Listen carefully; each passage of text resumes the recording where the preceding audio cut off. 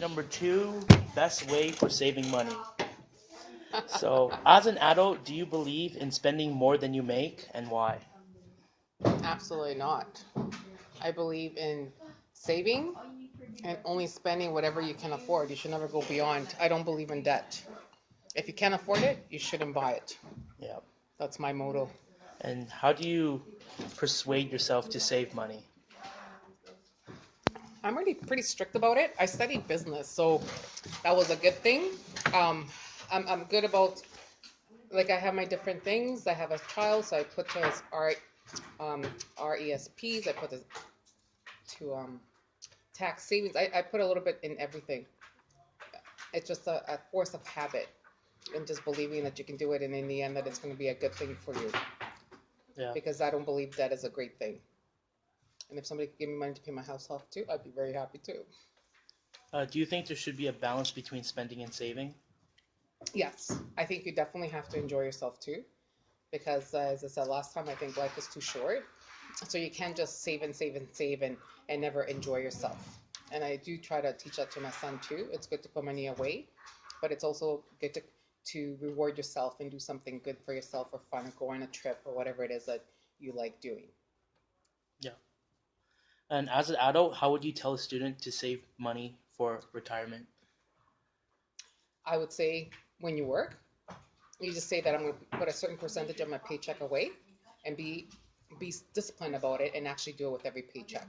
Because at first it'll be hard, but down the road when you see what you've actually saved, it'll make you really happy. So put a percentage away every single paycheck that you have. That's true. Because the younger you start, the better it is in the long run, right? Because you start earning interest from a young age. So the interest accumulates on the interest. So if you start from a young age, you'll actually make more in the end than starting at a later age and then putting money away. And another one is telling a student what would be the best way for them to invest their money.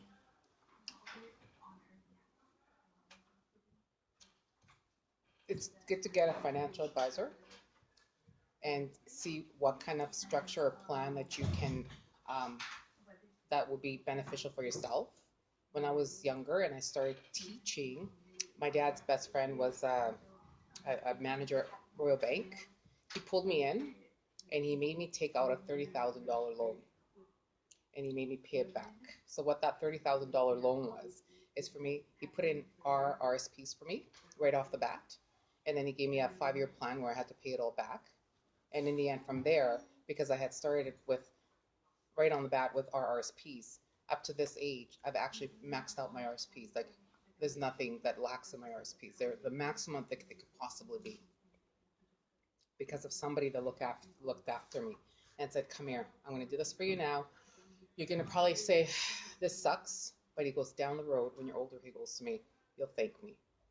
And that was actually the best thing he ever did for me. Wow, And that was my dad's friend. that's incredible. Yeah, and I remember it was a $30,000 loan. That was a lot back then too. Yeah, so he made me. Yeah, he structured it for me. He invested it all for me, and then he made me pay it back in monthly installments. And there was a time period. I'm pretty sure it was a 5-year plan. Okay. And do you believe in the Canadian pension plan? Do I believe in it? I believe in it, but I don't think it's substantial. Yeah. You definitely need to save money to have for your retirement because I don't think if you're relying on that, it's just not going to be enough. Unfortunately, it's not enough. I just don't think. No, I don't believe. I believe in it, but unfortunately, it's not the way I would love it to be. So, I mean, you can depend on it, but at the same time, you better be putting something on the side and have that.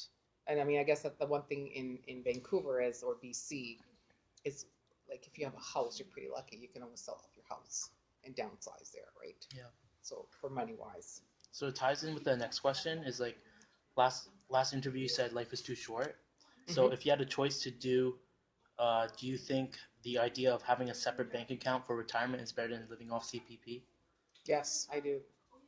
And that's the way I'm doing it. Like I obviously that's going to be there, but I also have other stuff that I'm putting on the side. And then I even have like a US account. I used to, when I lived in a smaller space, I used to rent a unit to store my stuff. So I pretended I've always had that unit. So that Canadian amount that I was putting every month into it, I actually put it into a US account, like I converted every month and I put that in there. So really, I kind of look at my US account and think, wow, that's quite a bit of money in there. That's because I was pretending I still had that. So I believe in having different accounts for different things. Yep. Absolutely. Because they say if people pass on, you only get your like spouses and family only get a small percentage of the CPP, even if you have more. Yeah. So Yeah. yeah, Like I'm pretty disciplined, but then I've had a mom that always was very good with things like that and kind of watched her do her stuff. And then I studied business, so that's another thing. And I not don't ever say all this to your teachers, but really, I think business teachers really, honestly, they're more into the savings and really investing their money more than I don't know if it's because we did courses in university or what, but you just take a you look at it a different way. But then I was always brought up like that, so it's kind of been an easier path. Plus, I worked in a bank actually when I was 19, and I kind of learned everything that they did in the bank and how everything worked. And I made sure that I used it for my advantage. Up to this point, I've kept two friends out of that back then. They're still my friends, and they're still up there, really high up in the bank. So anytime I need anything, I just call them up. So I got even that personal touch in the bank because of the people that I dealt with when I was much younger. And that's honestly, that is golden all the way because I always get great rates for anything I want. is it better to pay taxes over the year or at the end of the year? I like to pay taxes throughout the year than just at the end of the year. Because if your lump sum is too big, sometimes you could find yourself in a hot mess that you can't come up with the money. So if you actually do it every month, it just helps in the end, even though it's the same thing. I rather pay it throughout the year. Yeah.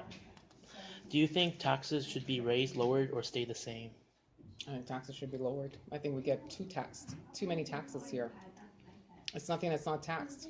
Yeah. And I think taxes are too high, and it makes it hard for a lot of people to live in this province because of the tax system. Like why? Like I mean, I look at it, states USA versus Canada. Why can you buy things in the states so much cheaper than Canada?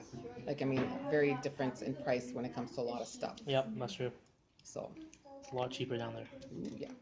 But then the dollar is not good. No, it is. But sometimes like, even with a dollar, when It's you put still that in, cheaper. it's still cheaper.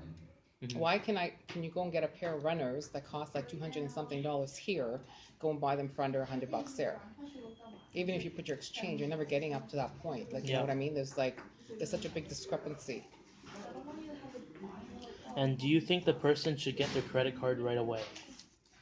No, I think people should learn how to use a credit card first of all, because people think just because they have a credit card that they actually know how to use it, but in reality, there's very few people that know how to use a credit card.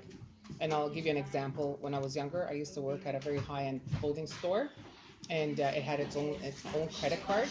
And women came in there, and they only like women way older than myself at the time came in there, and they were just paying the minimum amount that was on the minimum amount that they had to pay every month, and they could not understand why they were never paying that card off.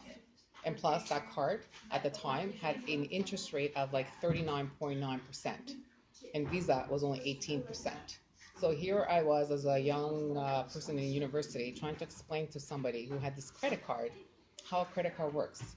Minimum payment means you're paying that card forever. You have to pay more than the minimum in order to be able to bring that card down. And people don't understand that. Not everybody does. There's more people who don't understand that than do. So I think it needs to be explained to them. And I saw it from a real life situation.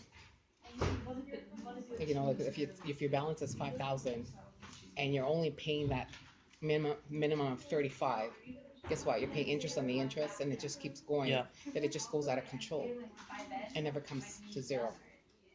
Do you think you should pay your credit card right away? I do.